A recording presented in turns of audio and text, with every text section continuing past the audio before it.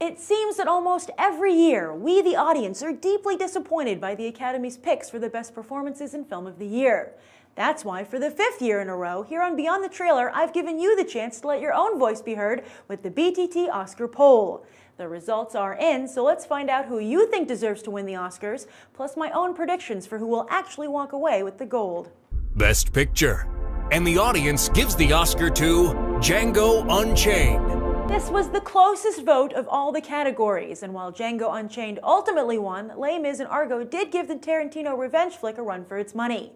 But even more interestingly, just like with the actual awards shows, Argo had a last-minute rally here, with even you being swayed by Ben Affleck's directorial Oscar snub, and the huge momentum he's picked up by winning award after award after award.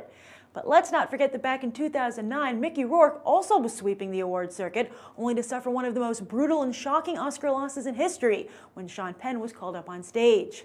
But if Argo doesn't win Best Picture, it won't be quite as shocking, as the odds are still against it.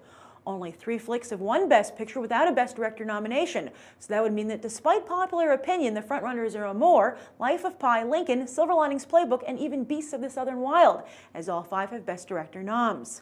I do think there's a strong chance Argo could win, though, but if it doesn't, my money is still on Lincoln. It has the most nominations of any film this year, 12, and of the major contenders, it's also the biggest box office hit, a nice change of pace for an awards show that often highlights the least seen films of the year. Then again, there has been a surprising Lincoln backlash, with many whispering they couldn't even get through the film, and you put it in 5th place behind Silver Linings Playbook. Has Harvey Weinstein gotten to you too? As for write-ins, what films did you feel were snubbed? That would be Moonrise Kingdom, Cloud Atlas, The Impossible, Skyfall, and The Perks of Being a Wallflower. Best Actor. And the audience gives the Oscar to Daniel Day-Lewis. While everyone has been duly impressed by Hugh Jackman's turn in Les Mis, they're still giving the actual awards to Daniel Day-Lewis. Yes, this is hardly a neck-and-neck race a la Chastain and Lawrence, and it's almost a certainty that Day-Lewis will win his 3rd Oscar for portraying America's 16th president. Once again, his legendary commitment to a role will pay off handsomely, and one has to wonder how he can possibly top himself at this point. But Day-Lewis himself doesn't worry about topping himself, and has no roles even lined up, which is hardly a surprise, as ever since The Boxer, he's only made a film every few years. He's like some thespian Loch Ness monster. We rarely get to see him, but even when we do, we can hardly believe our eyes. Turning our attention to write-ins, you felt 2 actors didn't get the credit they were due. John Hawkes for The Sessions, and then surprisingly Logan Lerman for The Perks of Being a Wallflower. You know, I'd have to agree with you on that last one. Best Actress. And the audience gives the Oscar to Jennifer Lawrence. This is an interesting category. For most of the award season, it's been a tight race between Jessica Chastain and Jennifer Lawrence, with Lawrence consistently edging out Chastain, as she has here. Actually, with you, though, it wasn't that close, and clearly Lawrence's turn in Hunger Games has won her a very large and loyal fan base. But you know how I was just talking about Mickey Rourke's snub? Well, there were gasps aplenty this year when Emmanuelle Riva's name was called for Best Actress. I, for one, can totally see that happening, as the Academy has a long history of favoring actors in the twilight of their careers over the popular pick. Remember how Alan Arkin famously beat out Eddie Murphy back in 2007? And Riva is certainly not a popular pick, as in this poll she got by far and away the least amount of votes. As for write-ins, you only felt one name was missing from this list, Marion Cotillard in Rust and Bone. Best Supporting Actor. And the audience gives the Oscar to Christoph Waltz. Christoph Waltz's 2nd role in a Tarantino pick is, as far as you're concerned, a bingo. Yet the SAG Awards have made what was once considered a sure thing not so sure. Yes, the biggest Academy voting bloc actors awarded their Best Supporting Actor prize to Tommy Lee Jones for Lincoln, meaning he could pull the same upset on Oscar night. And while Waltz is an audience and industry favorite, a Jones win is plausible, considering that in a category where everybody already has an Oscar, both he and De Niro haven't won for the longest amount of time. It's also worth noting, though, that this category ended up having the 2nd biggest number of write-ins, as you obviously feel the Academy missed a chance to shine the spotlight on an actor who hasn't already won an Oscar, Leonardo DiCaprio. But also of note is that the other actor many of you felt deserved a nod is Ezra Miller for The Perks of Being a Wallflower, which means, though, we need to talk about Kevin actor is at least finally getting on your radar, and deservedly so. Best Supporting Actress. And the audience gives the Oscar to Anne Hathaway.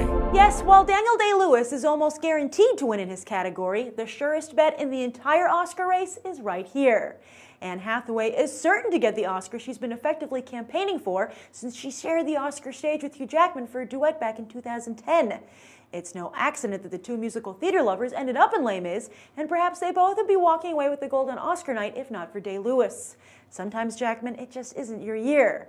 But it most definitely is Hathaway's year, and the actress, who is infamous for dividing audiences, can be proud of turning in a performance that nobody can dislike. And not only did she win by a landslide in this poll, but this category also had the least amount of write-ins. Whose name did you come up with? Well, some of you would have liked to see Maggie Smith here for the Best Exotic Marigold Hotel, Emma Watson for The Perks of Being a Wallflower, and Judi Dench for Skyfall. Best Director. And the audience gives the Oscar to Steven Spielberg. Who knows how he'd be doing if he'd been nominated, but Ben Affleck's absence from this category has cast a large shadow over it, as well as left it wide open. Sure, you picked Steven Spielberg, but Ang Lee and David O. Russell also got a respectable number of votes. And this is the category with the biggest number of write-ins. Almost all of them are for Ben Affleck, but you also felt all the Best Picture Director snubs deserved a nomination: Tarantino, Tom Hooper, and Catherine Bigelow. However, you also felt Sam Mendes should be here for Skyfall as well. But don't worry about Mendes. Word is he's about to be rewarded with a deal to direct the next 2 Bond films. As for this year's Oscar race, it really is wide open, with the only certainty that no matter who wins, everyone will be thinking the Oscar should have gone to Ben Affleck. But let me ask you this. If he hadn't been snubbed, do you think you really would have voted for Affleck in this category? Best Animated Feature. And the audience gives the Oscar to Wreck-It Ralph. Our final category. This was a no-brainer for you, with Wreck-It Ralph dominating this category almost as handily as Hathaway did hers. But will Wreck-It Ralph truly win the Oscar? It did take home Best Animated Film from the Producers Guild of America, the National Board of Review, and the Annie Awards. However, will the stuffy Academy really give the gold to a tune that's literally sugar-coated? The 3 nominations for stop-motion animated flicks might indicate otherwise. As for write-ins, you felt that Rise of the Guardians once again didn't get its due, first at the box office and now for the Oscar Gold. And those are the results of the BTT Oscar poll. What do you expect to happen on Oscar night, and what do you hope will happen? Be sure to share your thoughts down below. I'm Grace Randolph, and I hope you'll check out the rest of BTT's Oscar coverage.